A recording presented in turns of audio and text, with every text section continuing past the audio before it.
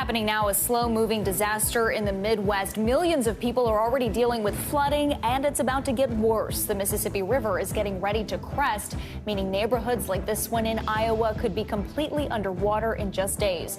We'll show you how they're bracing for the flooding and the other storm threat impacting millions today. Also this morning, the House passes a bill to raise the debt ceiling, but don't expect it to go into effect. Why the plan won't make it through the Senate and the impact it could have on millions of Americans if a deal isn't reached. Happening now, a massive manhunt is underway in the South. 3 inmates are on the run, and a 4th prisoner is believed to be dead after a shootout with police. He is suspected of killing a pastor who stopped to help him. We have the latest on the urgent search. Plus, thousands of patients thought they were getting care for everything from sinus infections to cancer. But turns out police say he didn't have a medical license. We have the story behind this alleged phony doctor and how investigators uncovered the scheme. Good morning. I'm Valerie Castro. And I'm Lindsay Reiser. Good to be with you. Joe and Savannah are on assignment, and we're going to begin this morning with that severe weather hammering parts of the country. In the South, strong storms and hail slam Texas, Georgia, and Florida, while areas along the Mississippi River are facing historic flooding. Several cities reaching major flood stage with water 6 feet above flood levels and rising. That water being fueled by melting snowpack. You can see the Mississippi River gushing in Minnesota here. We have full team coverage. Meteorologist Angie Lassman will have your full forecast in a moment, but we're going to begin with NBC News correspondent Maggie Vespa on the ground in Davenport, Iowa. Maggie? We're here in Davenport, Iowa, where the floodwater, as you can see, is continuing to move inland about a city block since we were here 24 hours ago. And we also have a bit more of a current off to my right. So we're in the safe, calm part. We definitely feel okay, but it does speak to the strength of these waters as they continue to flow over the Mississippi's banks. And you can also see the water now surrounding this sort of now frozen amusement park that normally is hundreds of yards from the Mississippi, but again is now surrounded by these floodwaters. We have seen reports, and we've seen communities in this area that are already flooded, people evacuating by boat, utility companies cutting gas as a safety precaution, people who have lived there for decades telling us they've been through floods before, plenty of them, but they've never had that happen before. Also in La Crosse, Wisconsin, communities there, we're hearing of people who are evacuating their homes as floodwaters surround entire neighborhoods. Forecasters and officials pleading with people even as floodwaters in northern Minnesota start to recede, which is good news. They want people to remember, especially farther south here in Illinois and Iowa, this could very likely be a days-long event with possibly historic flood levels by the time waters finally crest, which forecasters think may not happen until Monday. Back to you. Wow. All right, Maggie Vespa, thank you.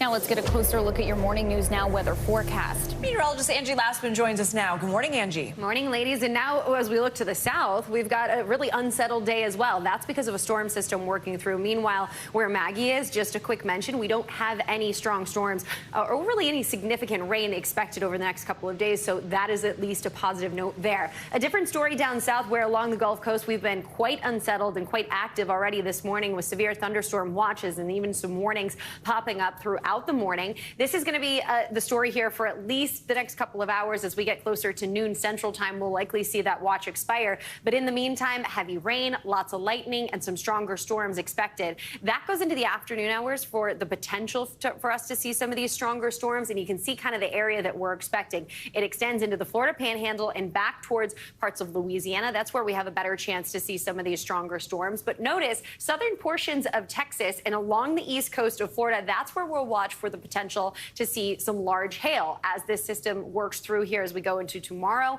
we'll start to see some of that rain working a little farther to the east into parts of the southeast. But then we see our next system start to emerge out of the Rockies, and we have another day where parts of Texas are going to have the chance to see even more strong storms. It will include an enhanced risk, so we'll watch for some supercells to be likely. That means we could have the tornado risk for tomorrow. We could have the hail as well as those damaging winds, something that we'll watch for late late in the day and continue to develop as it moves eastward. Again, if you live in Dallas, Waco, Austin, San Antonio, and you're going to be out and about or have any plans for your Friday, make sure that you're keeping, you have a way, rather, to keep updated on exactly how this evolves. Here's the areas we're looking at for the larger hail. It once again includes Dallas and San Antonio, Austin. Yesterday, we saw 4-inch grapefruit-sized hail falling in parts of Texas. So large hail is common during this time of year, and we can see that again here as we get into tomorrow. How about Saturday, the day I think everybody's waiting for and looking forward to? It's going to be unsettled, unfortunately, for the Northeast and even the Midwest, where we still have some of that rain around. Meanwhile, down through parts of the Gulf Coast, it'll be kind of a rain event. The severe weather isn't going to be quite as likely for Saturday, but it'll still be worth watching, especially considering between now and then we could see heavy amounts of rain. That's upwards of 3 inches of rain in some of these spots. Close to 5 inches of rain will be possible in isolated areas. So the flooding concern will still be there here. This is what it looks like today, and it does include New Orleans, Gulfport, Mobile, Pensacola, and into Panama City. Those are the more likely areas. But again, up into portions of Mississippi, Alabama, and Georgia, we could also see that occurring. On the West Coast, we've got record heat. We are headed to the 90s in Fresno today, running 10 to 20 degrees above normal over the next few days out west. Not the case for the Rockies tomorrow. It'll be a little below normal. So if you're in Denver and wrapping up your work week, mid-50s it is for you, while Palm Springs hits 101. It's a triple-digit day expected for Palm Springs on Friday. Out east, we've been a little cooler than normal, and we even woke up to some freeze alerts in parts of the Midwest today. Many of those have expired by now, but still the cooler air is in place. We kind of end up back to normal over the next couple of days, but it doesn't last long. We're a little cool as we head into our next work week. Okay, a little bit of a roller coaster ride. Thank you. Now to Capitol Hill, where House Republicans have passed a key vote along party lines to raise the debt ceiling. Its passing is a step toward the U.S. avoiding default on its debt obligations. But the risk of default is still real. The bill now goes to the Senate, and Democrats in control there say they won't pass the House bill. NBC News congressional correspondent Julie Sirkin is here now. Julie, good morning. So House Speaker McCarthy couldn't afford to lose more than 4 Republican votes on this bill. What is in this version? Yeah, exactly, Valerie. I mean, up until the minutes before it was passed, Speaker McCarthy, his leadership team were actively whipping Republicans who were leaning against voting this bill. What's in this bill is really important to Republicans because it cuts the deficit by $4.5 trillion over the next 10 years. It does keep the government open, funding approximately $1.5 trillion through mid-2024, which, again, will set up a heated battle to get something else done at that point in the middle of a presidential election season. Now, obviously, it's enough said this won't go anywhere after it passed the House. It's not going to be taken up in the Senate. Let's take a listen to what Speaker McCarthy had to say yesterday, though, as part of his victory lap. We are in April, way ahead of the debt limit. We are the only party to take fiscal action in a sound mind that would lift the debt limit so we wouldn't have economic damage. We've also put us back on a path to end the Washington wasteful spending and to grow our economy and make us stronger.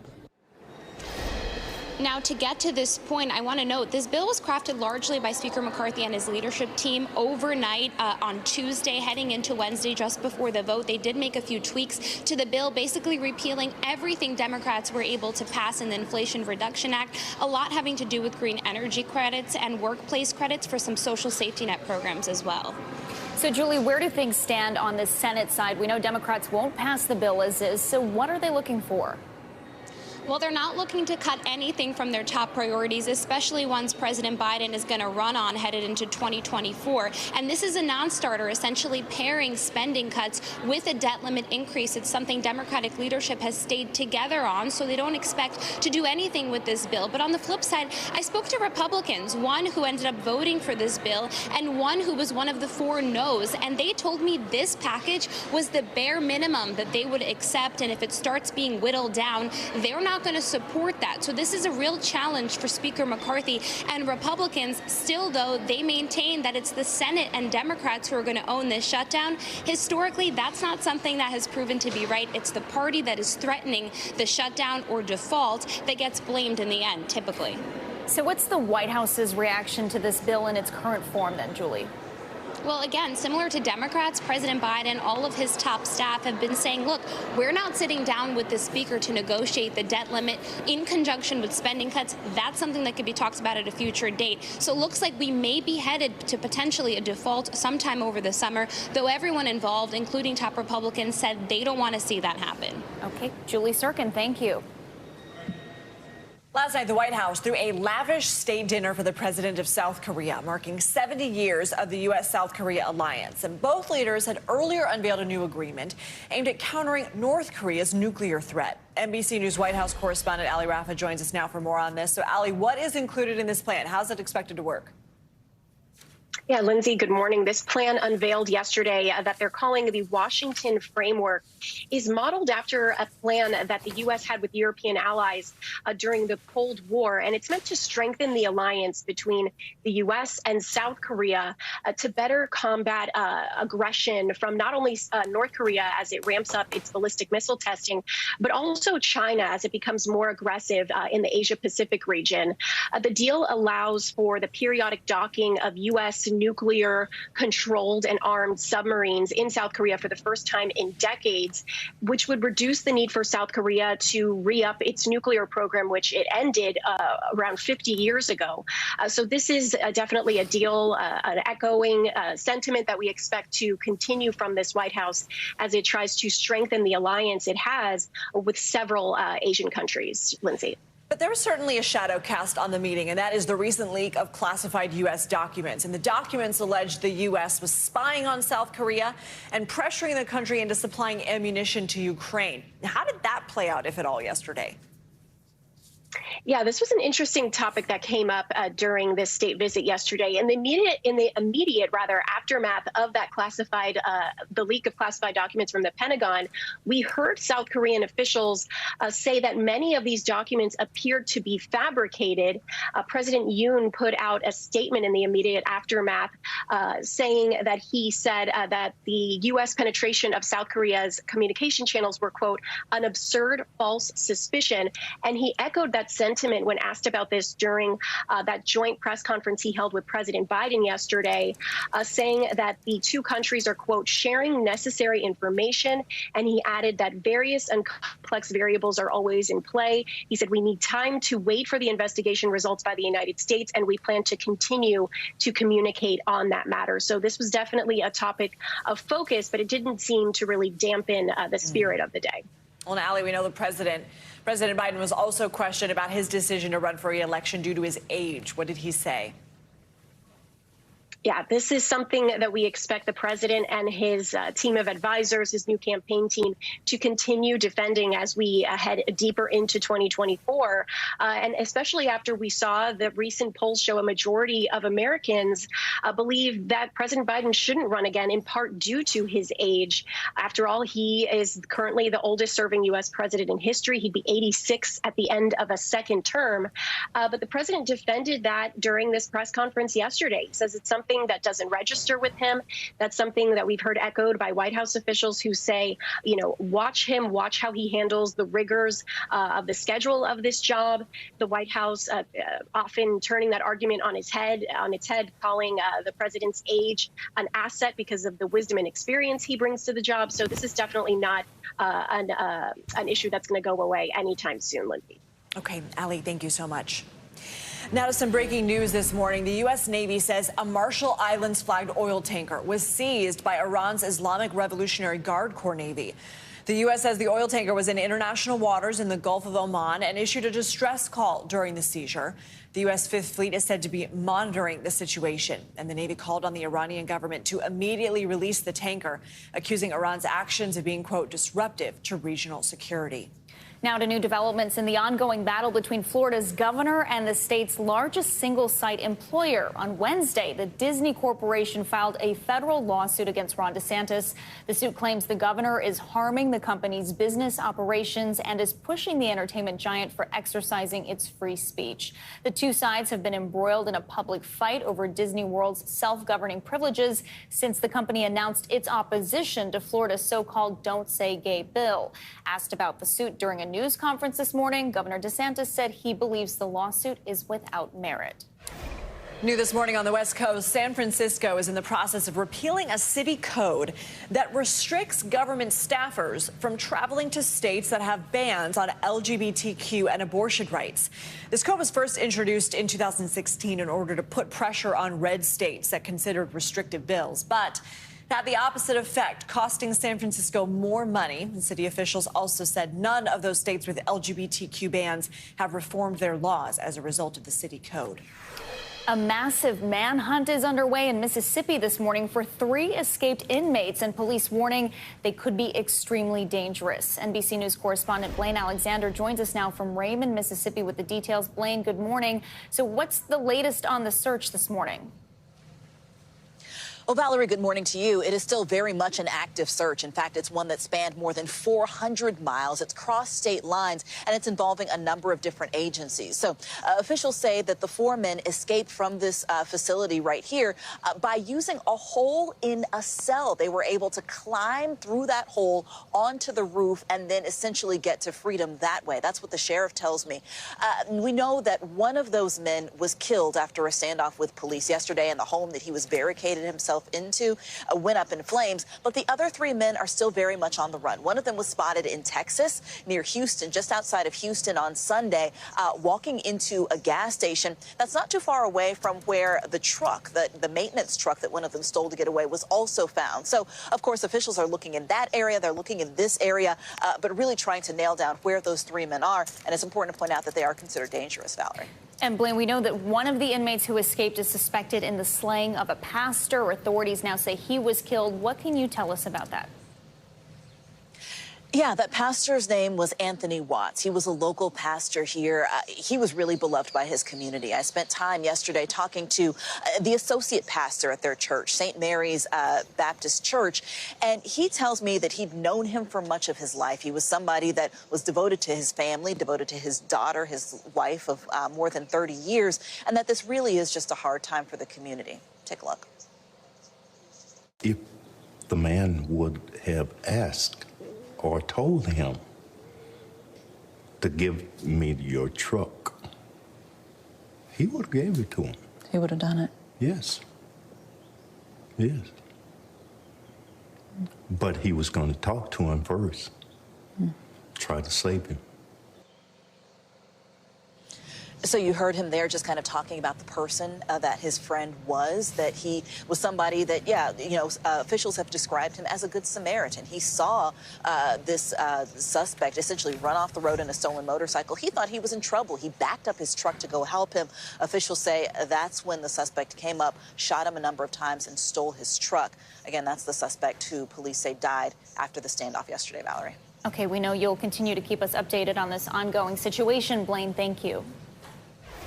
New this morning, we have an update on the shooting of an elementary school teacher in Virginia. The Newport News School Board is now responding to that lawsuit filed by the teacher who was shot by her 6-year-old student. According to court documents, the district says the cost of Abigail Zwerner's injuries, she's seen on the right here, should not be included in her $40 million lawsuit. They argued her injuries already qualify for the state's Workers' Compensation Act. Zwerner was approved for those benefits but refused to accept them. Zwerner was shot in the hand and the chest on January 6th. The child who shot the gun will not be prosecuted, but his mother will face charges over the incident. And Zwerner's lawsuit accuses school officials of ignoring multiple warnings on the day of the shooting. Now to a disturbing story out of California. A Los Angeles man allegedly impersonating being a doctor has been charged with 5 felonies after prosecutors say he treated patients for several years, all of this without a medical license. NBC News national correspondent Miguel Almaguer has the details. A phony doctor now facing 5 felony charges after allegedly treating thousands of patients without certification, according to the Los Angeles County District Attorney. In this case, we actually believe many of his patients believe he's a licensed California physician.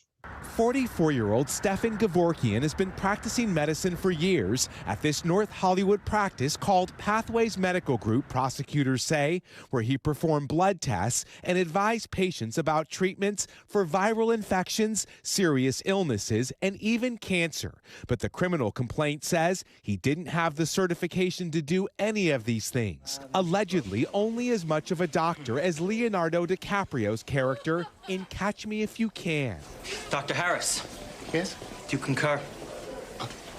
Concur with what, sir? The LA County DA's office saying the investigation began after an anonymous tip to the California State Medical Board. The complaint coming from a patient who listed Gevorkian as their primary care physician. Officials then sent in an undercover investigator to seek treatment from Gevorkian. He went in with a set of medical tests that were prepared by an expert. And then during the investigation, the defendant reviewed the blood test and advised on treatment. According to a press release from the DA, Gevorkian allegedly failed to accurately address abnormal levels of a hormone that could indicate a serious medical condition for that undercover patient. The DA charging him with 5 counts of practicing medicine without certification. A search for his name in California's licensing database came back with no results. We reached out to Gevorkian and his attorney but have not heard back.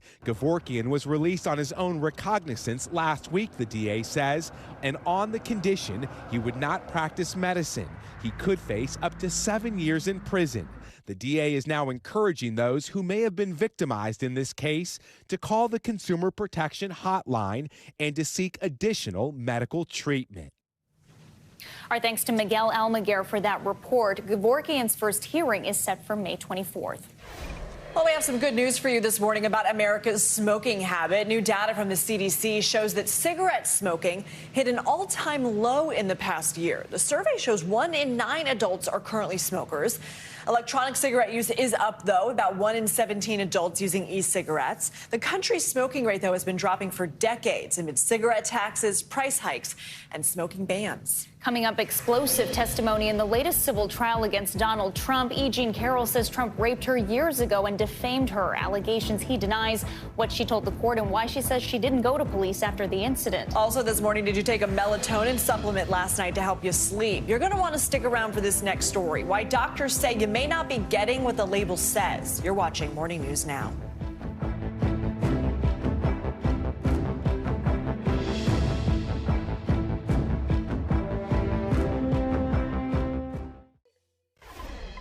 We're back with a closer look at explosive testimony from the latest civil trial against Donald Trump. This case was brought on by a woman who alleges Trump raped her about 30 years ago and defamed her. NBC News correspondent Laura Jarrett has the details. E. Jean Carroll taking the stand in a packed courtroom, telling a Manhattan jury, quote, "I'm here because Donald Trump raped me. And when I wrote about it, he said it didn't happen." It's a disturbing allegation the former president has always denied. The longtime advice columnist told the jury of 6 men and 3 women what began as a chance encounter at Bergdorf Goodman soon turned violent. She believes it happened in 1996, but can't say for sure. What she does recall is it started with playful banter. As Trump wanted her help buying a gift, the two joked about trying on lingerie. She told the jury the next thing she knew, he shoved her against the wall of a dressing room. Quote, "I was pushing him back. It was quite clear that I didn't want anything else to happen." Then she says he assaulted her, an accusation Carroll has described many times before. "I fought. It hurt. It was against my will." She told the jury she confided in 2 friends when it happened, one who advised her to go to the police.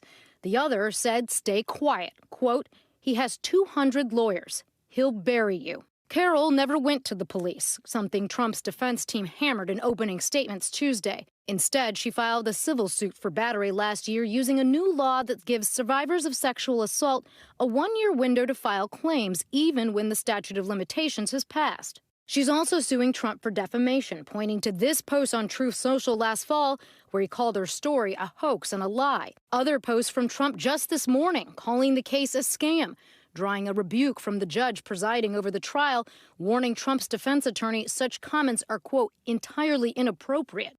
Laura Jarrett, NBC News, New York. Now to the latest on the leak of classified military intelligence. Today, the suspect in that leak, Jack Teixeira, is set to appear in court for a detention hearing. The Department of Justice filed a motion yesterday asking a judge to keep him behind bars. Prosecutors say he poses a serious flight risk. Teixeira is facing up to 25 years in prison if convicted for the possession of classified documents pertaining to national security and possessing national defense material. NBC News Justice and Intelligence correspondent Ken Delanian joins us for this. Ken, good morning here. What is the prosecution's argument for keeping Teixeira in custody, and what's the defense saying? Good morning. Prosecutors filed a memo last night making the argument to keep him in custody, and they presented actually a lot of new information about this case.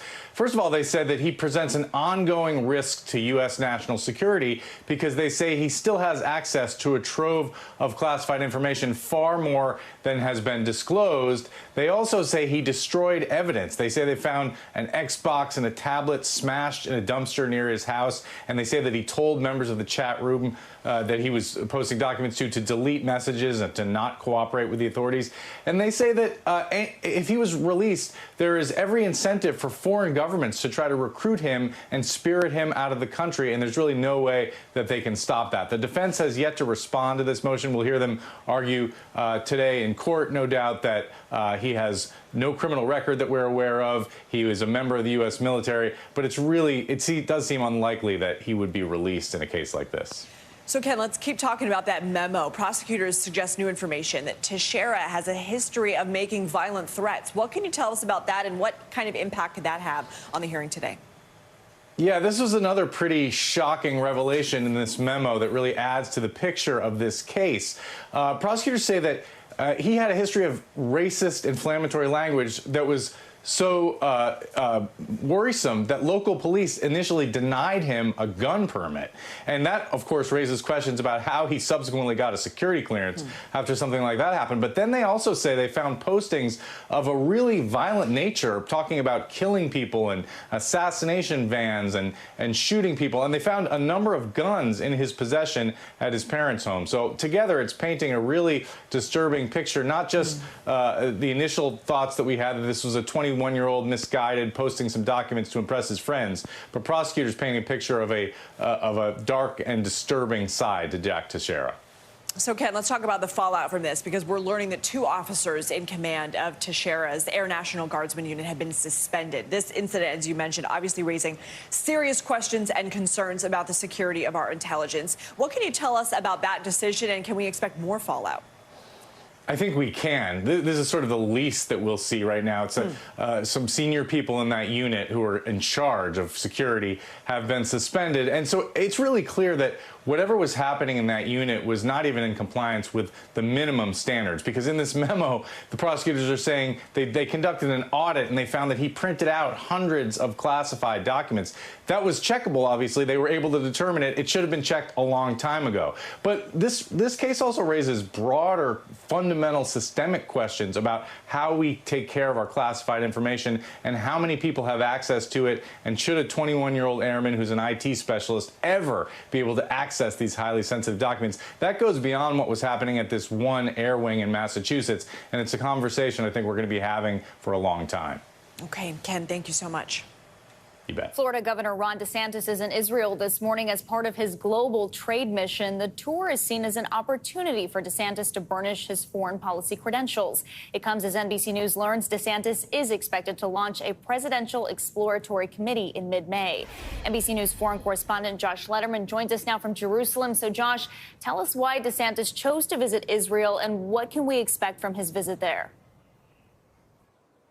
Well, DeSantis appears to be trying to prove to voters that he is ready to take on foreign policy, national security, were he to run for president and to be the winner of that election. After he had gotten some criticism not that long ago when he made some comments about the war in Ukraine, describing it as a territorial dispute between Russia and Ukraine as opposed to what it is, which is an invasion by Russia of a sovereign country of Ukraine. He got a lot of blowback for that. He's been trying to recuperate recuperate ever since by proving he does get these complicated issues. And while he is here in Israel, he gave a major speech this morning at a forum hosted by the Jerusalem Post.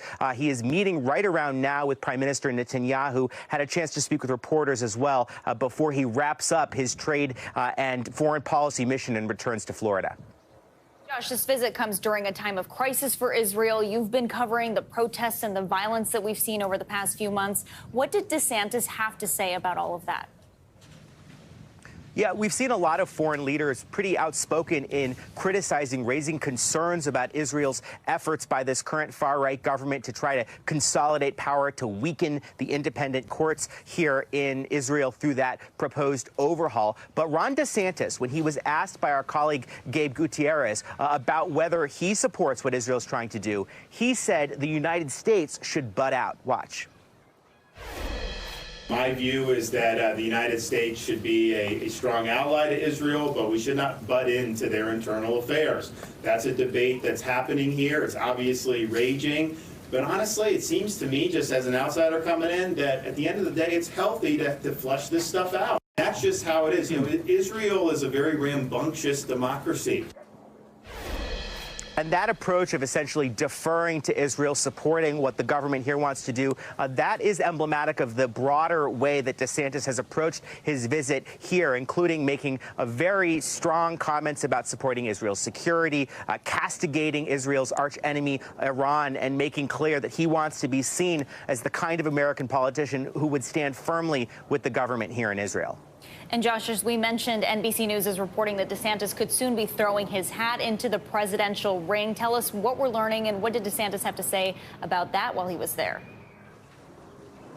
Yeah, that's right. 4 Republican operatives telling NBC News that DeSantis is poised to launch his presidential campaign as early as mid-May, saying that Republican operatives, campaign hands, potential staffers have been essentially converging on Tallahassee as DeSantis is starting to put together the building blocks of a likely presidential campaign. But when DeSantis was asked about this here in Israel today, he really downplayed that reporting, suggesting that he has not made any final decision or put anything into action yet, and saying that we shouldn't believe what we're being told by anonymous sources.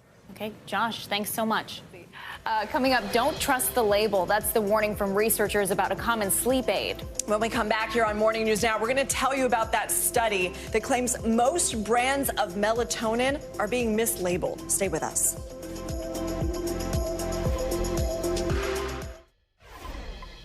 If you are one of millions of Americans who take melatonin supplements to help fall asleep, you may want to pay attention. A newly released study found that out of 25 brands of gummies infused with melatonin, 22 of them were mislabeled. Yeah, I'm interested in this. I used to do that, but then I had a baby. I don't need melatonin anymore. But the findings were published this week in the Journal of the American Medical Association, and they actually show the quantity of melatonin ranged from 74% to, get this, well over 300% of what was on the label. Dr. Akshay Syed is an NBC News medical fellow. He joins us now with more. Good morning, doctor. So why did some of these gummies have such grave discrepancies, and what could be the risks for consuming these products? Good morning. Yeah, so melatonin, when we talk about melatonin, we're talking about a hormone. It's naturally produced by the body. Everybody has it. And it kind of helps you regulate your circadian rhythm. It tells you when to stay awake, and it tells you when to go to sleep when the sun goes down. And, you know, melatonin is sold over the counter, as many of you know, and it's not regulated in the same way a prescription drug like Adderall is regulated. And because of that, there can be some problems with how much is in it. The supplement industry, as you know, is the wild, wild west out there. So as you said, you know, some of these melatonin supplements going up to 350% more melatonin that's on the bottle. I mean, we worry about this because there can be side effects to taking too much melatonin. It's not just it's not candy, right? There could be problems with your breathing. There could be problems with your blood pressure, your heart rate. And that's why you're seeing the researchers release a report today, really drawing attention to this, Valerie. Doctor, let's talk about melatonin in kids, because the survey is coming out following a CDC report that actually showed melatonin poisonings among kids jumped more than 500% from 2012 to 2021. So what can you tell us about this? What should parents need to know? Is any amount of melatonin safe for kids? Yeah, so Lindsay, the good news is melatonin is relatively well tolerated, but that study you just mentioned looked at melatonin overdose or ingestions over the last 10 years, and what they really saw was around the time the COVID pandemic hit, calls to poison control for melatonin really went up. And there's a couple of reasons for this. We think kids just spending more time at home. Maybe the melatonin is just lying there in the snack aisle, and they just pick it up because it can look like a candy. And some kids may have trouble sleeping. They may be turning to melatonin in the first place. In that study, 4,000 people did end up in the hospital, and 2, unfortunately, did die. So it isn't just a pill you want to take like candy. It is something that can have some side effects. For parents out there, the signs to look for: really trouble breathing, excessive drowsiness, and really just if something's off, you can always call your poison control center and go from there. And Dr. Syed, when you're at the store, there are so many varieties, different brands. Is there any way to pick a reliable type of supplement? There's some good starting points, and because it's not regulated as tightly by the FDA as something like a prescription drug, there are some good starting points, but they're not guaranteed to make sure everything is going to be okay. You can ask the pharmacist, you can talk to your doctor, but there are some third-party companies like USP or US Pharmacopoeia you see on your screen there that provide a little bit of a certificate of authenticity, meaning that they've tested how much melatonin is in the bottle and they believe it to be true. What's on the bottle is what's in the pill. And then finally, you want to start with a low-dose supplement. Really, 1 to 3 milligrams is the sweet spot. Any more than that, it's not clear so much that it's going to do anything to help you sleep better than the lower dose as well. Okay, a lot of great tips and information. Dr. Syed, thanks so much. Thank you. Coming up, censured. Montana's first transgender lawmaker is now banned from speaking on the House floor. She joins us next to talk about that vote and what happens next for her. You're watching Morning News Now.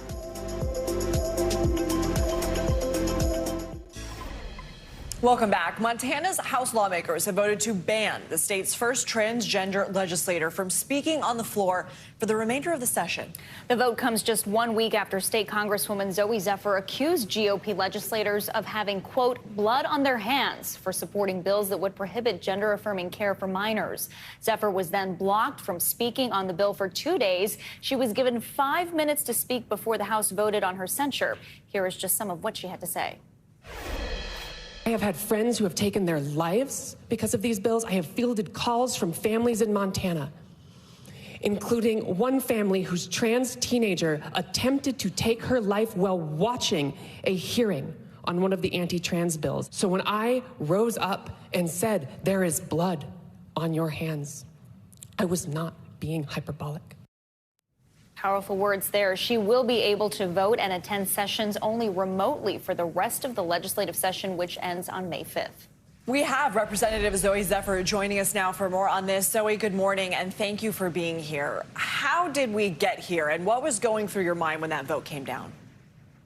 So we got here because what we saw was someone from a marginalized community, in this case, the trans community, standing up and calling out bills for the real harm they bring. And when the speaker demanded that I apologize for explaining those harms, what I told him was, I can't do that because to apologize here would be to be complicit in the harm that this legislation brings. We know you said you wouldn't apologize. Do you stand by your comments even after being banned? And have you heard from any of your colleagues following this vote? Yes, I do. When you make the moral choice to stand up for your community, when you then continue to stand up for democracy as your constituents show up and demand that their representative be heard, it's hard to feel anything other than joy and pride in doing the right thing. And my colleagues have been generally supportive and are asking me, what can they do to help me as we go forward? So let's talk about that. I mean, you're banned from the floor. You can still vote on bills remotely, but do you worry about the effect this will have on your constituents and their representatives? I mean, they sent you there, and do you have a message to your district? That's important to note. And every bill that this body brings up over the next week and a half that we have left in the session, housing bills, the state budget, every bill, there will be the voice of 11,000 Montanans missing from those important discussions. And what my message to my constituents would be is I stood up in defense of you and our ideals in our community, and I will always continue to do so. Representative Zephyr, we have sort of seen some similar actions in other states. For example, in Nashville, we saw those lawmakers who were ousted for, I mean, they were accused of, they were facing similar accusations that you are of inciting an insurrection. Do you worry this will have a chilling effect on dissent in state legislatures? So my concern is the communities that are rising up, whether it is me as a young trans woman, whether it is the representatives out in Tennessee, young Black men saying these policies get our community killed. What we're seeing is that there's a rising wave of state legislators and citizens who aren't willing to just sit down and let these really harmful bills pass. And the people in power are trying to use rules, fuzzy rules, applied unevenly, like decorum, to try to silence the communities that rise up. In wake of what's happened, what are you hearing from your constituents now? What I'm hearing is thank you. Thank you for standing up for the ideals that we sent you there to have. Thank you for standing up for our city. Thank you for standing up for our community. And I hear that from my constituents. I hear that from constituents of the representatives who voted to censure me. And I hear it from people in the building in the Capitol as well. Zoe Zephyr, thank you so much for your time, and please keep us posted on what's next for you. Thank you so much. Attorneys for Adnan Syed are asking the court to reconsider its recent decision to reinstate his murder conviction. Baltimore prosecutors have moved to vacate Syed's conviction last year, saying they reviewed the case and found alternative suspects and unreliable evidence used at trial. But the conviction was reinstated after the victim's family said they weren't given enough notice to attend the hearing in person. The long-running case gained international attention from the podcast Serial. Turning to financial news now, and Meta, the parent company of Facebook, actually beat the odds with their latest quarterly earnings report. Let's bring in CNBC's Silvana Hanawa for this and more money news. Good morning, Silvana. Good morning, Valerie and Lindsay. Let's start with Meta Platforms, parent company of Facebook, reporting quarterly earnings and revenue that beat analyst expectations, shares rallying 12% after that. Meta delivering its first sales increase in 4 quarters, and the company also issuing better than expected guidance for the current quarter. Meanwhile, Samsung reporting a massive profit plunge in its first quarter. The South Korean electronics giant seeing profits tank 95% to the lowest level since 2009. Samsung citing slumping memory chip demand. And a new report shows Frontier Airlines recorded the highest rate of complaints among U.S. carriers. The Bureau of Transportation Statistics reporting Frontier had more than 20 complaints for every 100,000 passengers last year. Spirit Airlines coming in second with 10 complaints per 100,000 travelers. So I haven't flown either of those, so I'm not sure what their service is like. But yeah, well, I know people who have. Yeah, we know people who have, and they have been vocal. It's been years since I've flown Frontier, yeah. My little sister just flew Frontier not long ago. She definitely came back complaining. Oh, okay. All right. Silvana, thank you. You got it. Coming up, from Hollywood to Broadway, 2 big stars are now sharing the stage for a new twist on a decades-old play. When we come back, their conversation with our own Joe Fryer about how the show is still flipping the script 60 years later. This is Morning News Now.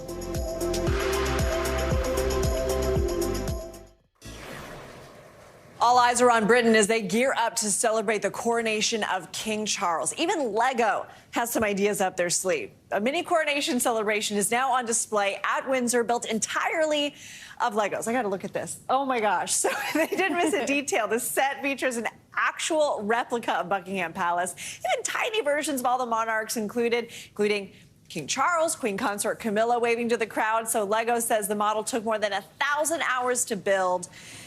And Valerie, you and I were both in Britain, actually, for when the Queen passed. We saw the crowds. I am sure a ton of people are out there looking at that. Especially that large, not road, but, you know, the road that leads up to Buckingham Palace. It was packed full of people. The mall, yes. Packed full of people. So I can just imagine there's going to be huge crowds for that as well. Absolutely.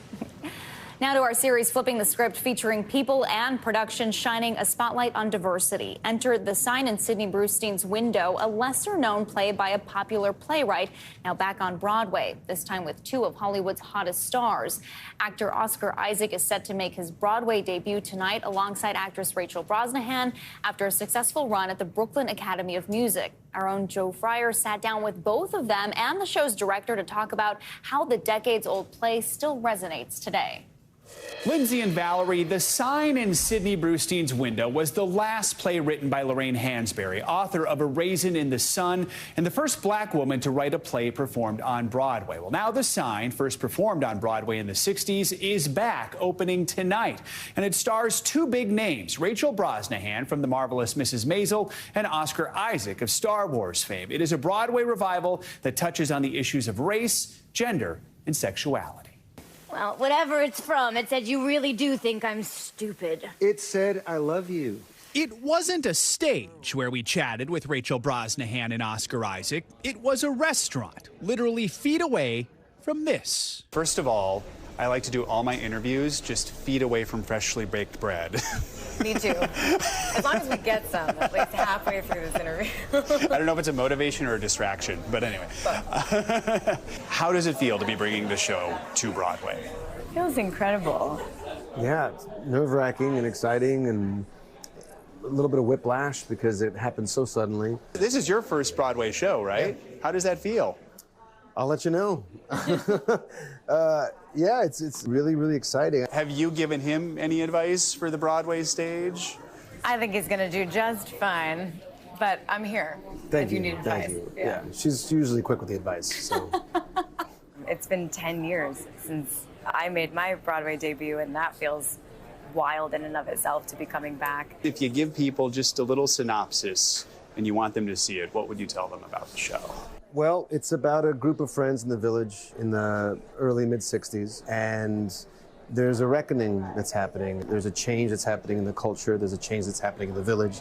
There's a change that's happening in this marriage. And it's Lorraine Hansberry exploring so many aspects of herself as an artist and as a human being, as an activist, as a playwright, as a writer, as a queer woman.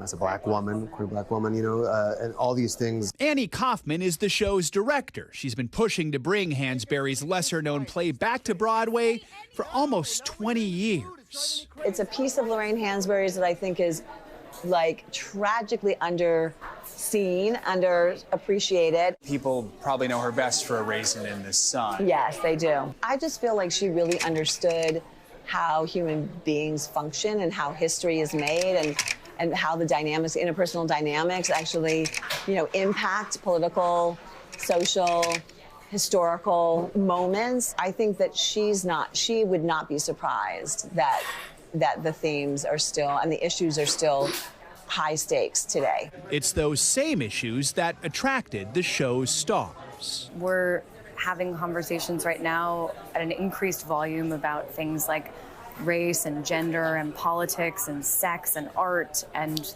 all of that is present in this play. You can feel Lorraine, as she was dying, grappling with all of her questions about these huge ideas. And so it's exciting to be able to do a piece like this right now that forces us to grapple with a lot of these questions and invites our audience to do that too. Our thanks to Oscar Isaac, Rachel Brosnahan, and Annie Kaufman for taking time to chat with us. The Sign in Sidney Brustein's Window opens tonight at the James Earl Jones Theater. Lindsay and Valerie, back to you. All right, Joe, thanks so much. That does it for this hour of Morning News Now. The news continues right now.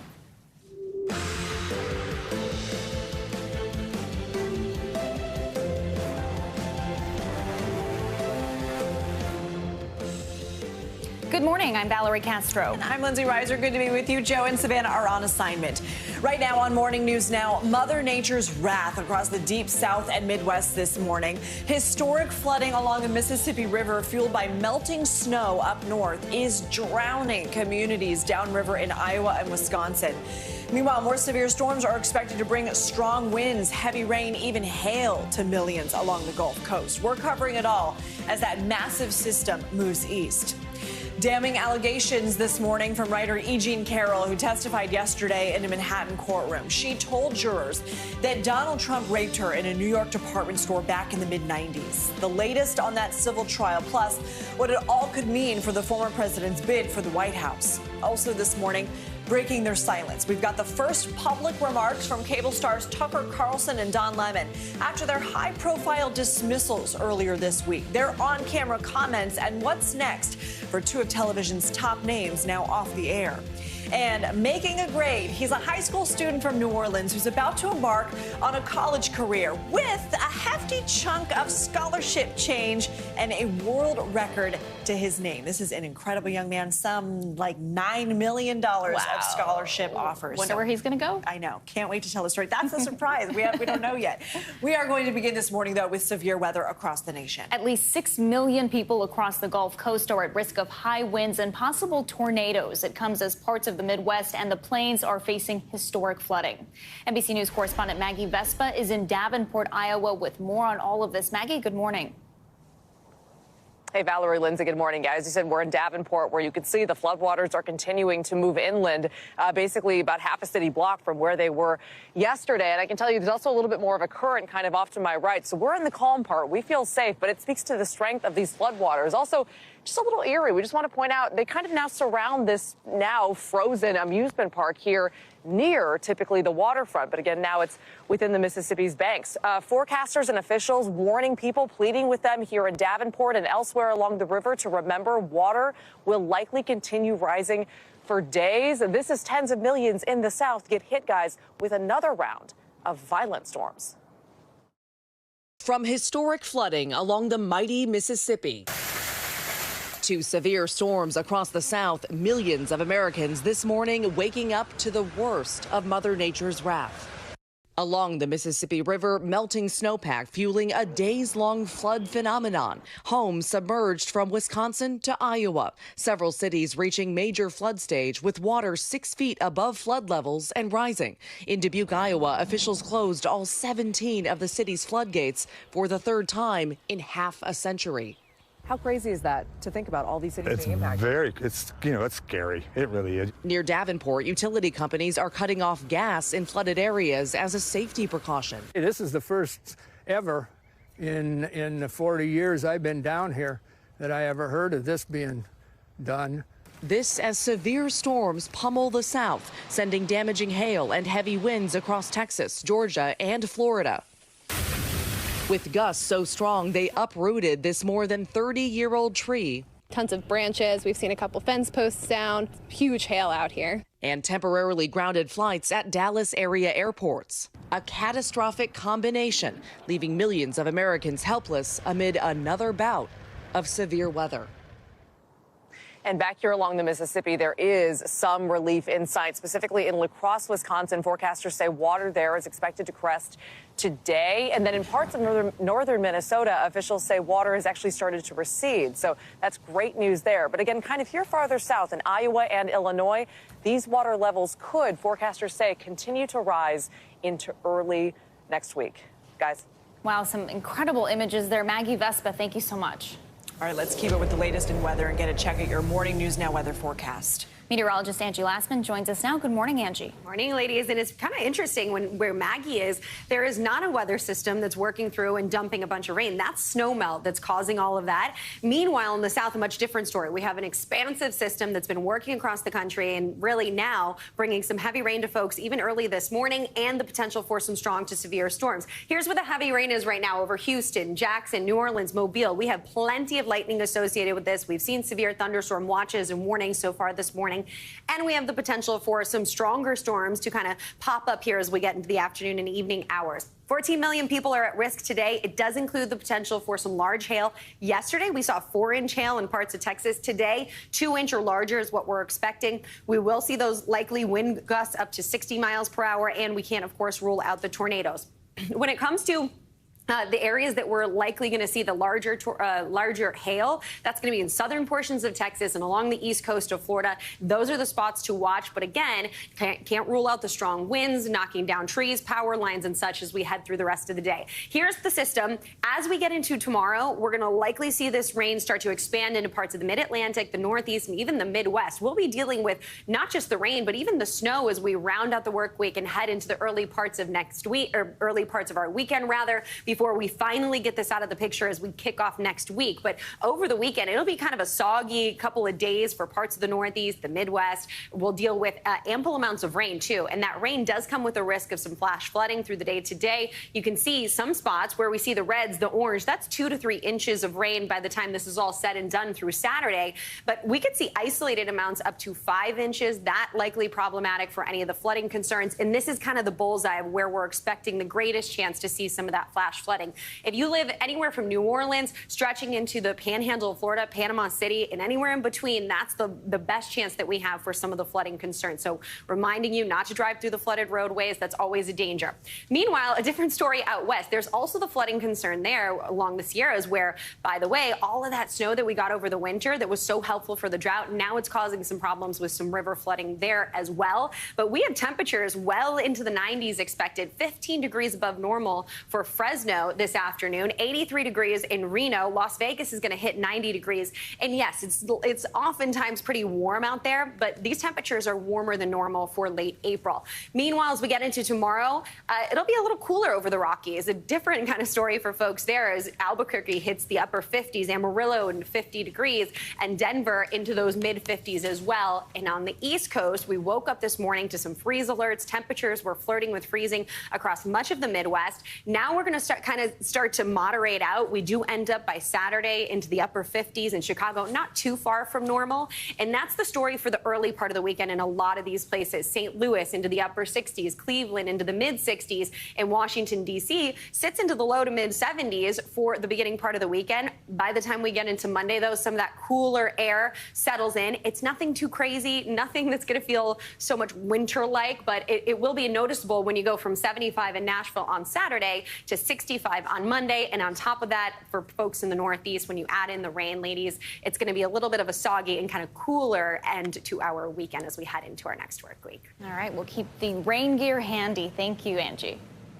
Turning now to New York, where we're learning new details in the civil rape lawsuit against former President Trump, brought on by magazine writer E. Jean Carroll. Carroll testified in court yesterday, walking the jury through the harrowing details of the alleged sexual assault carried out by Trump in a dressing room nearly 30 years ago. She went on to explain how the incident harmed her, saying, quote, "I am aware of how much I lost, including, quote, missing out on being in love with someone else." Trump has called her allegations false. Let's bring in NBC News legal analyst Danny Savalas for more on this. So, Danny, thanks for being with us. Let's start with Carroll's testimony. What does the jury need to decide here in this case? Whether she's telling the truth. And from what I read, the excerpts and the quotes, her attorneys have prepared her very well. She's using some very powerful language, and she's navigating the tricky path of saying, well, listen, I was harmed, and convincing the jury that I'm not here for money. I'm not here just to get something from this person. And she realizes she has to explain whether or not, no matter what the rules of evidence are, there are going to be some jurors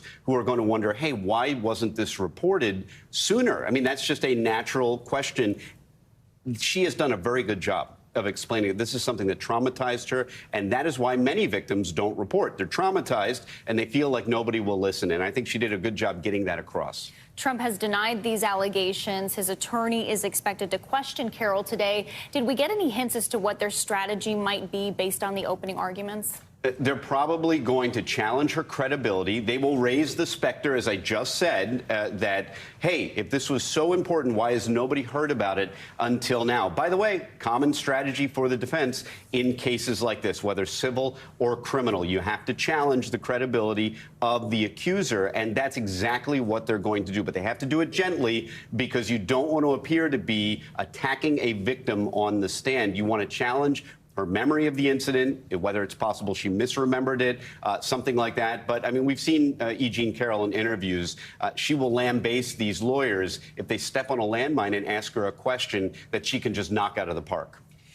We don't know whether Trump himself will testify yet, but we do know that the testimonies were stopped yesterday because some of Trump's actual in real-time statements that he was putting out on social media were read in court. Could he face any consequences for those posts? Yes, this is a really bad idea. And, you know, I have nothing but sympathy for his attorney, Joe Tacopina. Every one of us lawyers has had an out-of-control client.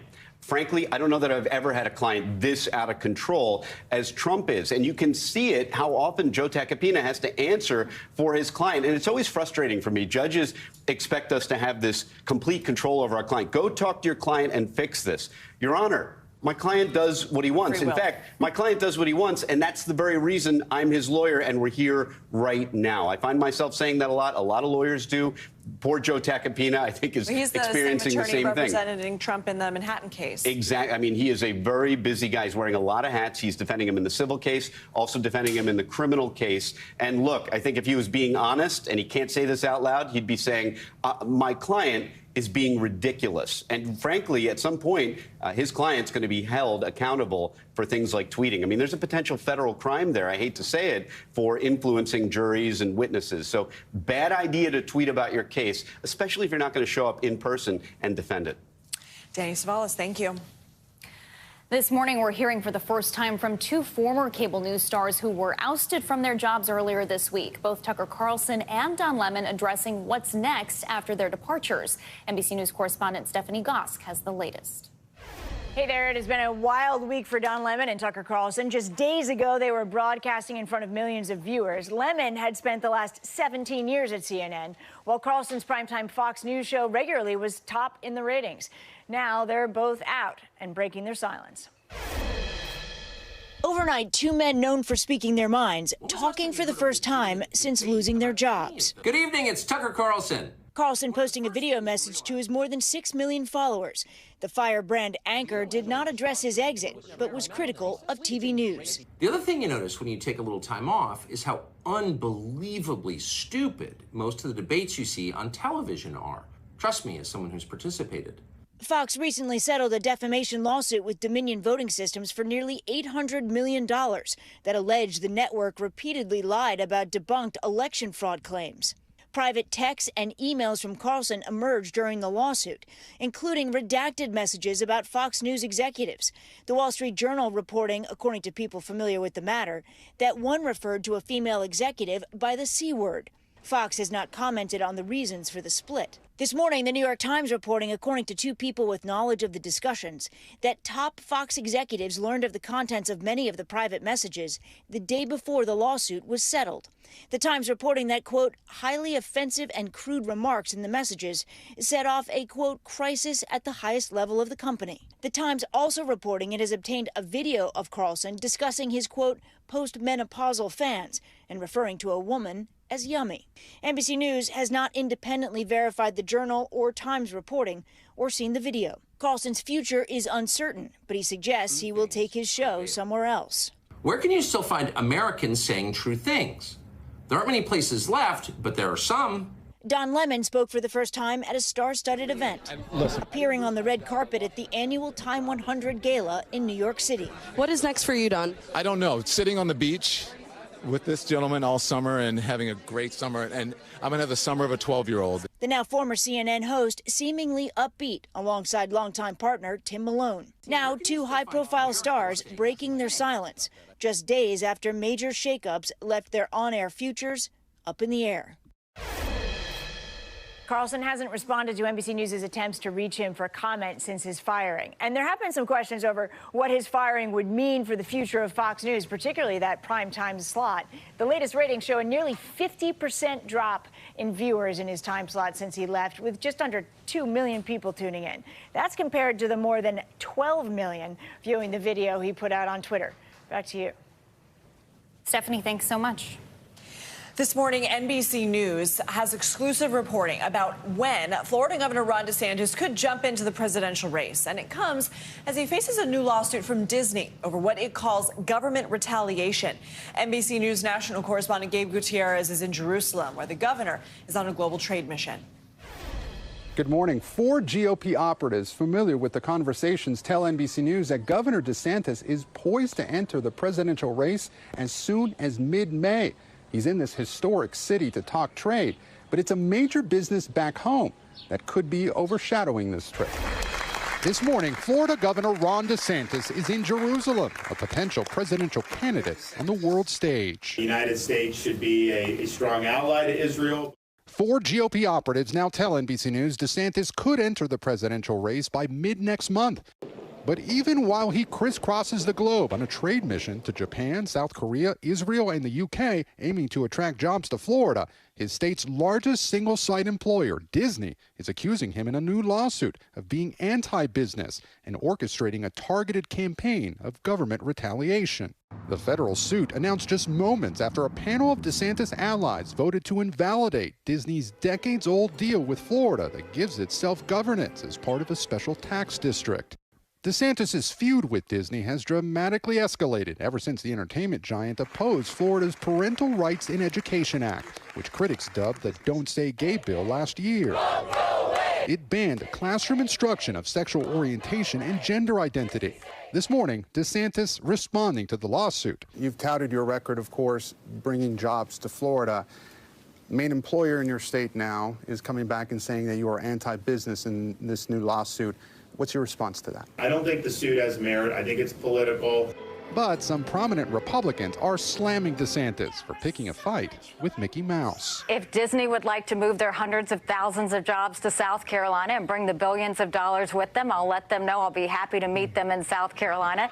Former President Trump's campaign also blasting the governor's overseas trip, releasing this calendar graphic showing the days DeSantis has been away from Florida. I always had a good relationship with him, and then once the midterm election happened, he started taking shots at me. Governor DeSantis is expected to meet with Israeli Prime Minister Benjamin Netanyahu here today before wrapping up his global trip by visiting the UK. Back to you. Gabe, thank you. More troubles among state leaders, this time in Montana. House Republicans voted to censure the state's first transgender lawmaker, Zoe Zephyr. They claim Zephyr broke House decorum rules after she accused them of having blood on their hands during a heated debate on transgender issues. NBC News correspondent Ann Thompson joins us now with more on the details of this ban. Ann, good morning. Good morning. This measure was approved by the House by a vote of 68 to 32. And it makes it so Zephyr will not be able to participate in debates on the House floor for the rest of the year. But she will still be able to vote on legislation, albeit remotely. Mr. Speaker, 68 representatives vote aye, 32 have voted no. Motion passes. This morning, Montana legislators taking an extraordinary step, banning Zoe Zephyr, the state's first transgender legislator, from the House chamber for the remainder of the year. This conduct cannot be allowed to stand. When the Speaker asks me to apologize, what he is, on behalf of decorum, what he is really asking me to do is be silent. Zephyr first made waves on the House floor last week after delivering passionate remarks about a bill that would prohibit hormone treatments and surgical care for transgender minors. I hope the next time there's an invocation, when you bow your heads in prayer, you see the blood on your hands. House Republicans argue Zephyr broke decorum rules and immediately threatened disciplinary action following the remarks. The representative from House District number 100 clearly violated the rules, collective rights, safety, dignity, integrity, and decorum of the House of Representatives. Zephyr standing by her comments. If you use decorum to silence people who hold you accountable, then in the name of all you are doing is using decorum as a tool of oppression. House Republicans also argue Zephyr incited this protest Monday after lawmakers refused to let the Democrats speak on the floor all week. But Zephyr tells NBC News she doesn't regret what she believes is standing up for democracy. When you make the correct moral and ethical choice, it's hard to feel anything other than pride in that moment and pride for the people who came to the Capitol to show support for democracy and demand that it works. Now, Montana's House Majority Leader, who is a Republican, says the Democrat will have the option to vote to vote remotely in floor proceedings for the remainder of the year, but she cannot vote from the floor like the rest of the members. Last hour, she told us her constituents are telling her thank you, so she's, not apologizing, not backing down. Thank you. Coming up on Morning News Now, unity and pageantry on display last night at the White House. We're going to take you inside President Biden's elegant state dinner hosting longtime ally South Korea. The moments of levity and amid the backdrop of growing tensions with China and North Korea. That's next.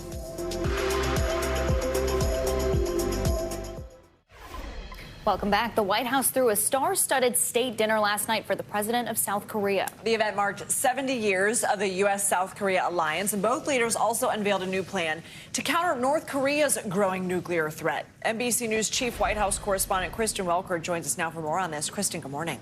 Hey, good morning to both of you. President Biden and President Yoon of South Korea tackled critical foreign policy issues during this visit from North Korea to Ukraine and China, all as the president's re-election bid still looms large. And while last night's state dinner was filled with big names from Washington to Hollywood, it may have been South Korea's president who stole the show. Pomp and pageantry at the White House overnight, with President Biden hosting South Korean President Yoon Yeol at a star-studded state dinner. Dignitaries mingled with celebrities, from Angelina Jolie and her eldest son Maddox to the home improvement gurus Chip and Joanna Gaines and Olympic snowboarder Chloe Kim. The South Korean president even surprising the room by singing this American classic. The day the music died.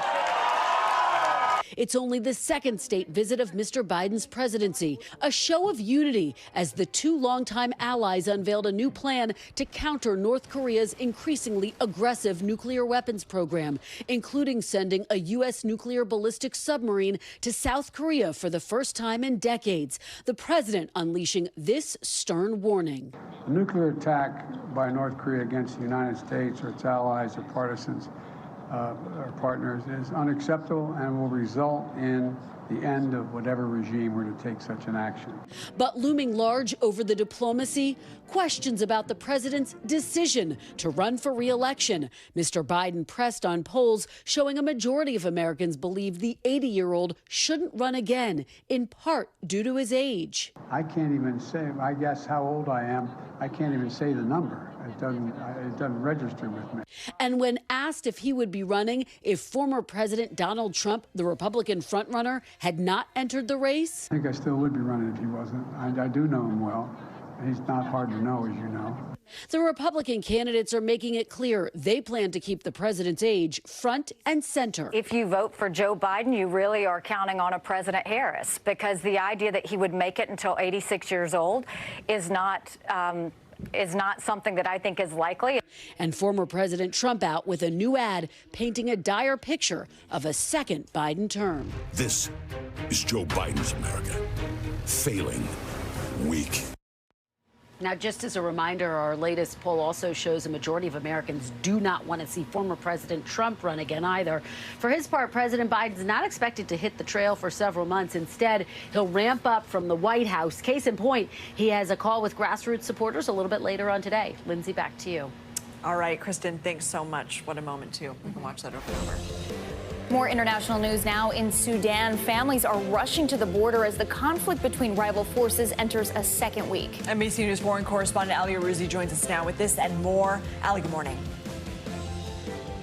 Good morning, guys. That's right. As the exodus and the chaos continues to unfold in Sudan, the White House has confirmed that a second American has been killed in the ongoing violence. The White House didn't name the victim or elaborate on the circumstances, but a spokesman for the family named him as Ibn Auf Suleiman, a University of Khartoum professor of internal medicine who was killed while escorting his father to a dialysis appointment.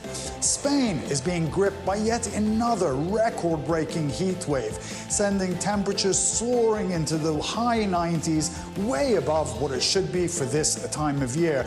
The extreme weather comes on the heels of the driest March Spain has experienced in 2 decades, resulting in reservoirs being about 15% below average levels, while raising fears over an outbreak of more wildfires. And finally, a giant panda who's lived in a Memphis zoo for the last 20 years has left the United States for China. Yaya the panda had been under a 20-year loan agreement with China, and he was born in Beijing, but Yaya had been sent to America along with another giant panda who sadly died in February at the age of 25. And those are your international headlines, guys. Oh, a sweet homecoming for Yaya, I bet. Ali Rizzi, thank you so much. Coming up on this hour of Morning News Now. We are so sorry. We are heartbroken. We wish we could undo it, but we know we can't. The parents of the 25-year-old who opened fire in that deadly Louisville bank shooting open up to our own Savannah Guthrie. Their revelations about the days leading up to that tragic mass shooting next. It has been more than 2 weeks since a mass shooting at a bank shattered the community of Louisville, Kentucky. The tragedy left 5 people dead, 8 injured, including an officer who's still in critical condition. This morning, the parents of the gunman are coming forward to share their message to the victims and the questions they are trying to answer. Today, anchor Savannah Guthrie sat down with them exclusively. If you had a chance to say something to the families, what would you want to say? We are so sorry. We are heartbroken. We wish we could undo it, but we know we can't. In an era of mass shootings all too frequently, theirs is a perspective we do not often hear. Lisa and Todd Sturgeon are the parents of the young man who opened fire more than 2 weeks ago inside Louisville's Old National Bank. What scares you about doing an interview like this? We have a concern about inadvertently being disrespectful to the families. Our heart is just shattered for them and what they're going through. Something like this is so complicated.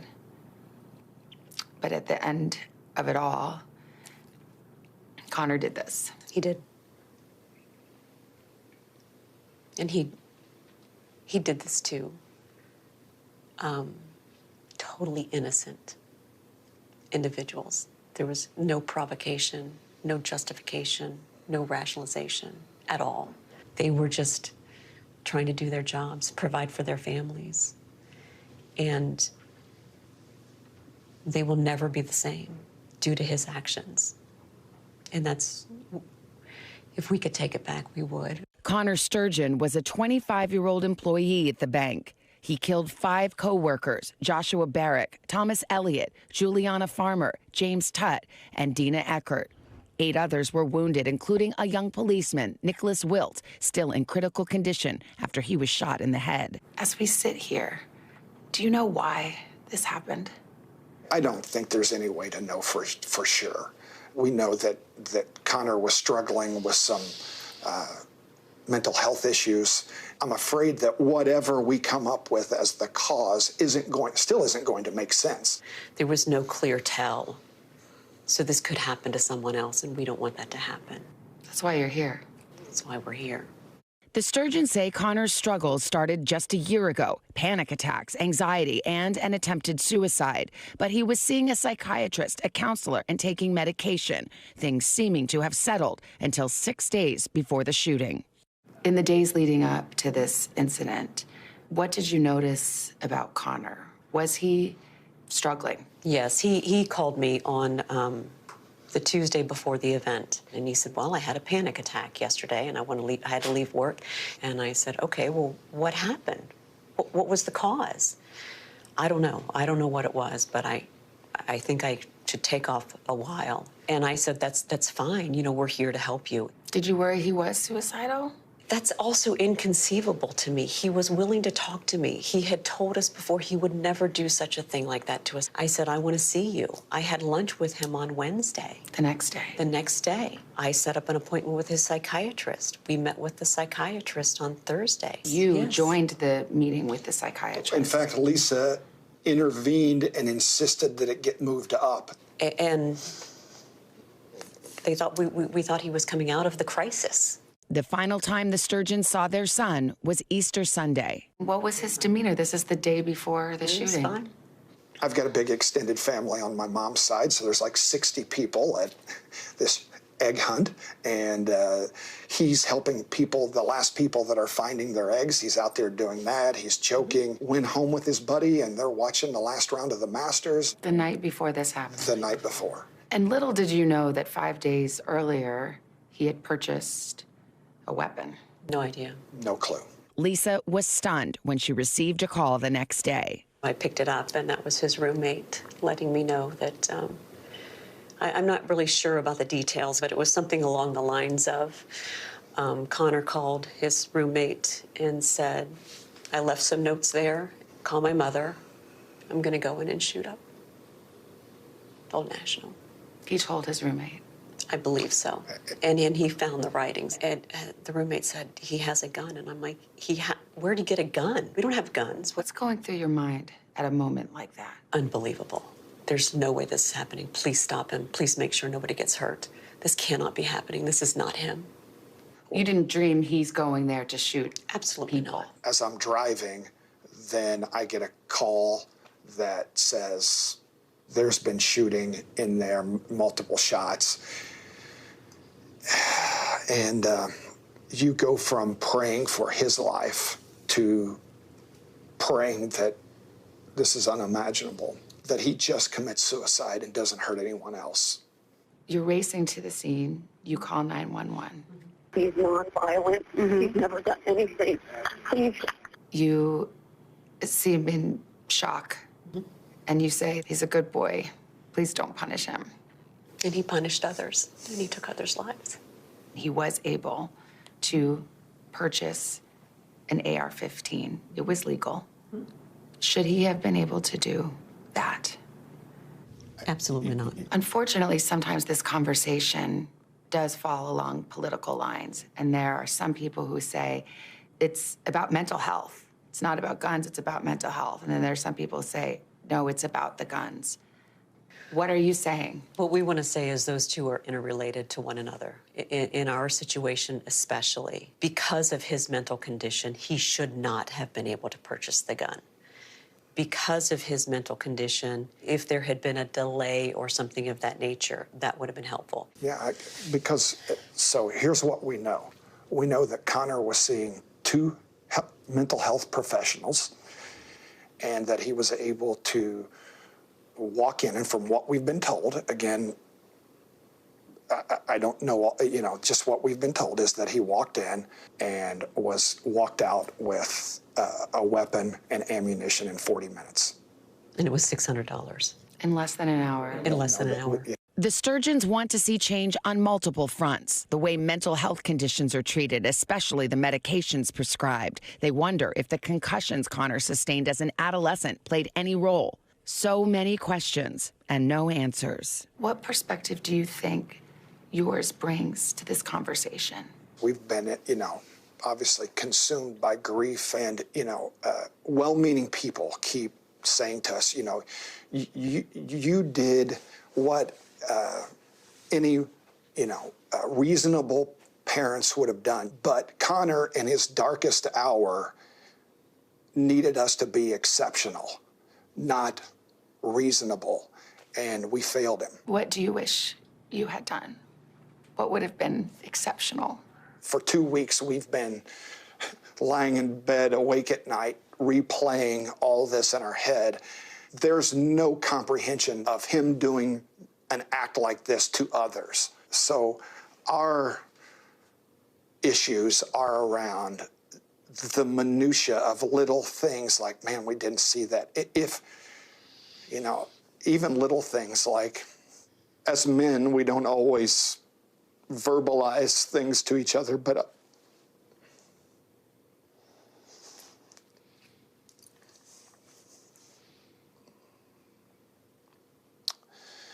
I think I'm going to pull the parachute out of that answer and walk away from it. I do want to say, though, I had no idea. And even when he was telling me that he was sort of in a crisis, we thought we had it handled. We thought it was being managed. He does not fit the profile. He wasn't a loner. He had a job. He had a girlfriend. He was successful. And he only had anxiety. He only had maybe panic attacks. That's it. And what happened to you is unthinkable. But you also did lose a son. And your son also did a terrible thing.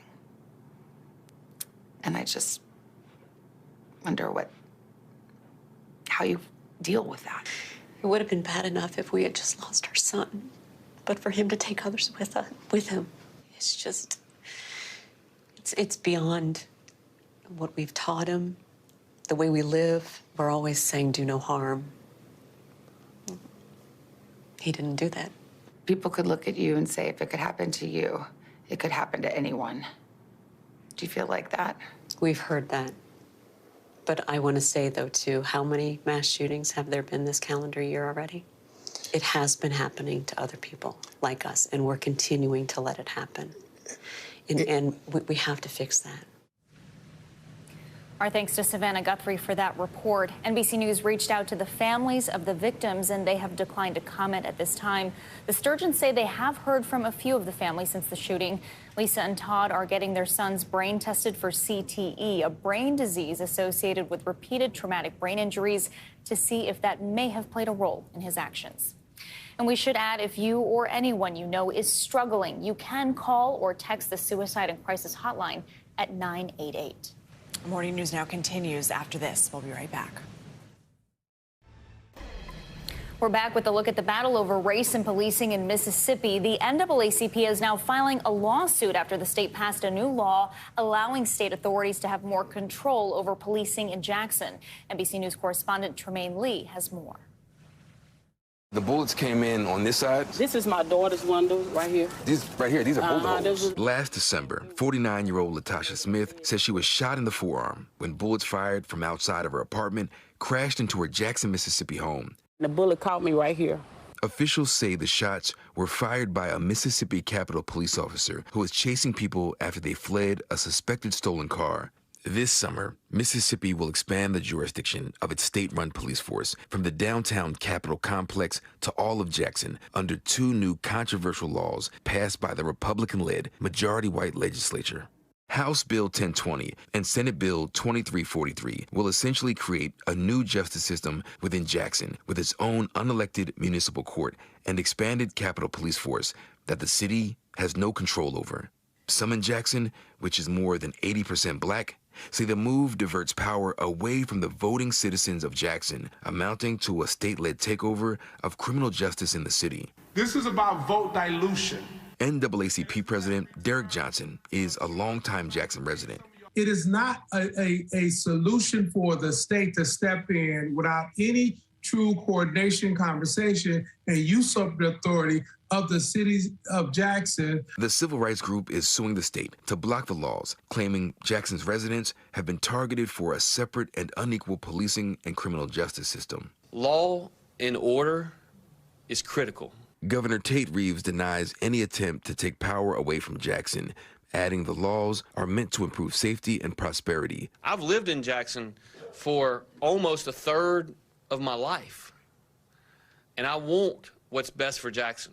The battle over public safety and criminal justice comes as the city is experiencing a sharp rise in violence. Last year, 138 people were killed in Jackson, the highest per capita homicide rate in the nation, according to Jackson police and FBI records.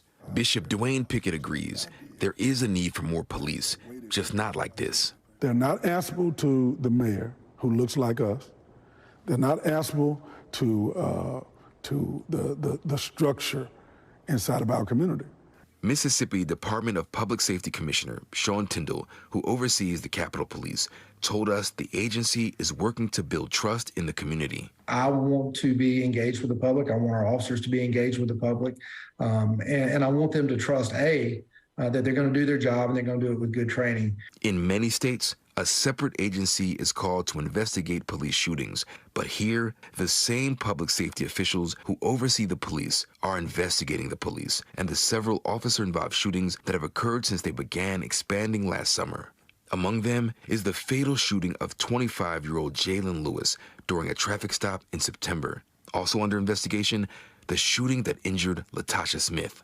This is a black community, and all these apartments was filled with people. What gave him the right to come in this community shooting?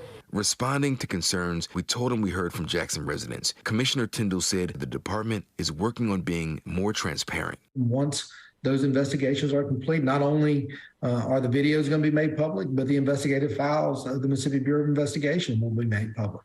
Smith says she has more questions, but she won't be in Jackson while she waits for answers. I went today after work looking for a house to move in and get out of Jackson, Mississippi, because I refuse to stay anywhere Capitol Police would be involved. When I asked Commissioner Tyndall about the shooting of Latasha Smith, he said the investigation is ongoing and declined to comment any further. In the meantime, Latasha Smith and her lawyers have filed a lawsuit against the Capitol Police Department and its commanders, accusing them of acting recklessly and using excessive, unreasonable force against her. Tremaine Lee, NBC News. Tremaine, thank you so much. Let's turn to some money news, and the debt limit battle over on Capitol Hill is heating up. CNBC's Silvana Henao joins us for this and more financial news. Silvana, good morning. Valerie, Lindsay, good morning. So yeah, that's right. The Republican-controlled House narrowly approving the bill to raise the debt limit by $1.5 trillion in exchange for vast spending cuts. Now it goes to the Democratic Senate, where it's expected to fail. And President Biden has threatened to veto the bill. Lifting the debt ceiling would prevent a catastrophic federal default this summer. Two major European banks reporting earnings this morning. Barclays' quarterly profit beating expectations, posting a 27% rise in net profit for the first quarter. Meanwhile, Deutsche Bank saw its 11th quarterly profit in a row. The German lender also revealing plans to slash costs, which include job cuts. The results come during a volatile period for the banking industry. And it may be premature to throw out those Bed Bath & Beyond coupons. The Container Store announcing a so-called blue coupon offer on Twitter. So you bring in a competitor's blue coupon and the Container Store will offer a 20% discount on a single item. The promotion lasts through next month. Bed Bath & Beyond filing for bankruptcy earlier this week and is no longer accepting store coupons. I've got a whole stack of them. I've got to get rid of them somehow. Okay, Yeah. Silvana, thank you so much. You got it. The NFL draft kicks off tonight in Kansas City in what is an annual rite of passage for football's best young players. The big question this morning, who will be the top pick? NBC News contributing correspondent Kaylee Hartung is here with a preview. Hey there, the countdown is on, and Kansas City is already buzzing with the excitement of a couple 100,000 fans who will fill this lawn that I am standing on to watch dreams come true tonight. But the biggest name already making headlines in the league is a household name, as Aaron Rodgers finds his new home in New York. For a select few of the best college football players in the nation, being drafted in the first round is a crowning moment. The NFL draft is evolving into a spectacle for fans. And for young men like Devin Witherspoon and his mother Rashida, it's hard to contain their emotion. Once doubted because of his size, Devin's now projected to be a top 10 pick. You're a zero-star recruit. 4 years later, you're being talked about as the top cornerback in this draft. How did you do it? Hard work, dedication, and sacrifice. He played Pop Warner football, but his childhood dream was to be a basketball star until his mother intervened. 1 year, just give me 1 year. Would you be here today without your mom's encouragement? Nah. Are you ready to be an NFL mom? I was born ready for this. Just as a new group of potential stars enters the league, football's biggest storyline is about a player nearing the end of a legendary career. Future Hall of Famer Aaron Rodgers arriving in New York after 18 seasons with the Green Bay Packers. This is a surreal day for me. At 39 years old, the four-time MVP hopes to bring a Super Bowl to the Jets for the first time since 1969. I'm an old guy, so I want to be a part of a team that can win it all. And I believe that this is a place where we can get that done. Rodgers famously endured public disappointment on his draft day back in 2005, when the Berkeley star fell to the 24th pick as cameras rolled. Now all eyes are on the next generation of quarterbacks. Odds makers making Alabama's Bryce Young the runaway favorite to go #1 overall to the Carolina Panthers. Where I'm drafted, where I'm picked, that's stuff that I can't control. And I'm big on, focusing, putting my energy on what I can control. No matter what order the names are called, Kansas City, just months after their Super Bowl win, will be in the spotlight. There will be 259 young men who will hear their name called from this stage behind me over a 3-day span. Now, you will be hard-pressed to get any of those guys to name the team that they hope to play for. They will all tell you they are just excited and thrilled for the opportunity to join the NFL. But the difference between getting picked in the first round versus the third or the seventh, that could be worth millions. Back to you. Kaylee, thank you so much. Coming up, making the grade. After the break, we're going to introduce you to a New Orleans high school student who's kicking off his college career with a nice chunk of scholarship money. Just how much? Well, it is a record-breaking amount of cash. We're going to tell you all about him next. Welcome back. And just like that, Sex and the City is finally returning. Our favorite shoe-loving writer, Carrie Bradshaw, is back for season 2 revival of And Just Like That. The new season's trailer even came with a few familiar faces. Fans are buzzing about the return of Carrie's old love interest, Aiden. Things didn't end well with the two of them in the original series, but based on this season's sneak peek, fans are saying there might be some hope for the former lovebirds. You can catch season 2 in June on HBO Max. I think I was always Team Aiden over Mr. Big. 100%, but he keeps popping up every time, even in the trailer. We ruined the surprise for everybody, but it's like, Aiden's back. It's a tease. And finally this hour, it's that time of year when colleges start sending out those acceptance letters. One student in New Orleans has quite the choice to make. He has been accepted to 170 colleges, and there's more. He has been offered more than $9 million worth of scholarship offers. Incredible. That young man is Dennis Barnes, and he joins us now to talk about this. Dennis, good morning. It is such a wonderful pleasure to be able to talk to you. $9 million. It's a Guinness World Record, by the way. Talk to us a little bit about yourself and who you applied to. What offers are piquing your interest? Definitely. Good morning, you guys. There's no specific offer that I could think of at the moment that's, picking my interest. I'm not really sure where I'm interested, but I do know that I want to major in computer science. I've received offers from all over the country, of course, as it has been said. But I'm definitely looking to each one of them. I'm doing my research, and I'm just trying to find out where I want to go. Amazing. Very diplomatic answer. Dennis, so the big question is, when do you think you're going to make this decision? You said computer science is what you want to study? Yes, ma'am. Any ideas when you might make the choice? Probably towards early May, definitely. That's like next week. You got to give us a hint. You got to give us a hint. I've been trying to figure it out day by day. I'm trying to, take it one day at a time, but I'm not sure where I want to go. Do you have a definite no pile? Have you kind of already sorted out the ones you're going to turn down? Yes, I've definitely narrowed it down to a few schools, but I'm just trying to see where I'm going to be most comfortable, where I'm going to get compensated the best. So I am thinking about a lot of things. So some people might be listening to you, watching this interview here, and they might think, wow, how has he done it? I mean, what has gotten you here? You're obviously just incredibly accomplished. Definitely drive, motivation, and I give glory to God, all glory, honor, and praise, definitely, because he has gotten me through this. Definitely, there's always days where I may not want to do it. I may feel tired. I may not be in the mood, to keep pushing forward. But along with him, my parents, the support of my counselor, Denise James at International High School, she has worked wonders with me. I definitely do appreciate her. She works well with me and the rest of the seniors. I'm not the only $1 million scholar from my school, so she has done a job. I am looking forward to see what's to come and see what school I'm going to go to. And Dennis, for other students that are going to be in your position in a couple of years, what is your advice to other young people?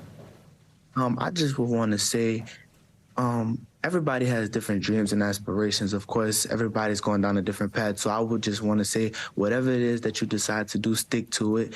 Do what you're going to do and do it right to the best of your ability and finish what you started. Such incredible advice. You're so humble, and a 4.9 GPA, a member of a ton of organizations, including the National Honor Society. We cannot wait to see what you do next. Dennis, congratulations, and thank you. Thank you guys so much. That does it for this hour of Morning News Now. The news continues right now. Thanks for watching our YouTube channel. Follow today's top stories and breaking news by downloading the NBC News app.